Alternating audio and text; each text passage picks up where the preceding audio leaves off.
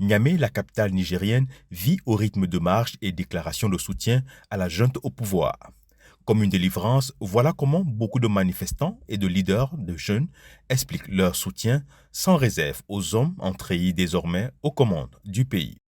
C'est la fin de 12 années jalonnées d'injustice qui nous, en tant que population, effectivement, nous pousse à soutenir ce coup d'État. C'est que depuis 2011, le Niger a perdu toutes les valeurs, que ce soit la solidarité, la fraternité, tout ce qu'il y ait. La corruption avait atteint son paroxysme, l'injustice surtout. L'injustice, j'insiste encore. Le comité de soutien au Conseil national pour la sauvegarde de la patrie est la première structure de soutien née tout juste au lendemain du coup d'État. Pour son président, l'avènement du Conseil national pour la sauvegarde de la patrie est synonyme de libération face à tant d'humiliations subies sous le régime déchu. Nous avons longtemps été traînés dans la boue, donc pendant 12 à 13 ans. Chaque Nigérien l'a senti, corps et âme, et l'a vécu. Donc franchement, le coup d'État, c'est comme un messie donc, qui est venu nous sauver. Donc franchement, voilà pourquoi le premier soutien que nous avons apporté au milices, c'est d'abord nous, le premier comité de soutien, et parce que nous avons tant souffert, nous avons été malmenés, nous avons été arrêtés, beaucoup de choses. C'est un ouf de soulagement pour tout le monde, pour toute la population. Des manifestations de rue au cours desquelles la France est prise à partie à travers des slogans et pancartes hostiles à l'Hexagone. Un rejet de la France que les meneurs de ces manifestations imputent à la mauvaise politique de la France en Afrique. Beaucoup de preuves accablantes sont là qui prouvent à suffisance que c'est l'armée française qui est derrière toutes ces attaques, le djihadisme que nous vivons aujourd'hui dans le Sahel. Et je pense que le délai qui leur a été accordé expire le 2 septembre. Et nous avons déjà une manifestation grandiose, 26 et 27.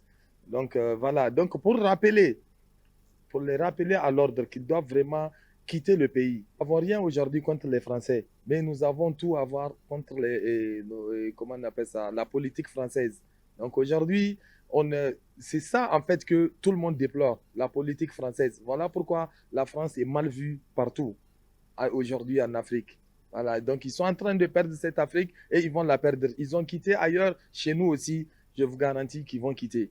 C'est venu naturellement. Vous comprenez un peu, et tout ceci est dû effectivement à la politique de leur président. Selon eux, il n'y a pas de sentiment anti-français, mais un rejet du costume paternaliste de la France. Aujourd'hui, nous avons effectivement en France un président très autoritaire qui est toujours dans un esprit néocolonialiste, qui pense qu'il faut toujours instruire. C'est cela la position de la France ces dernières années. Voilà, et c'est cela qui a effectivement poussé les Africains à dire non, on en a marre. Les Nigériens n'ont rien contre les Français, c'est-à-dire la population, le peuple français, mais ont un problème avec la politique française qui est menée en Afrique.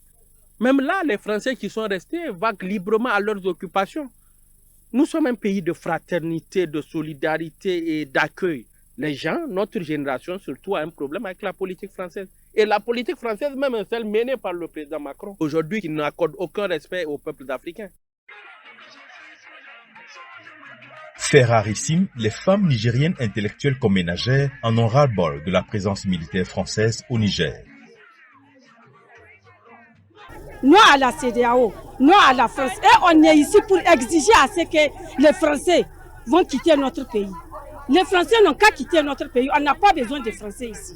Vraiment, on n'a pas besoin d'eux. Le choix de ce point ici, parce que les Français sont ici, au niveau de l'escadrille, nous sommes venus leur montrer que même les femmes n'ont pas besoin d'eux. On n'a pas besoin d'eux ici au Niger. Vraiment, ils n'ont qu'à partir. Ils n'ont qu'à nous laisser notre pays. Un point bas. Nous ne voulons pas des Français et de la dictature. Ils nous ont tués nos maris, nos soldats, nos parents, nos familles avec la dictature et nous demandons qu'on chasse les Français du Niger. Il faut souligner déjà que 2 manifestations, dont une exclusivement des femmes nigériennes, ont été organisées devant la base militaire 101 de Niamey, où est stationné les 1500 militaires français sommés de quitter le Niger par le Conseil national pour la sauvegarde de la patrie, au plus tard le 3 septembre prochain.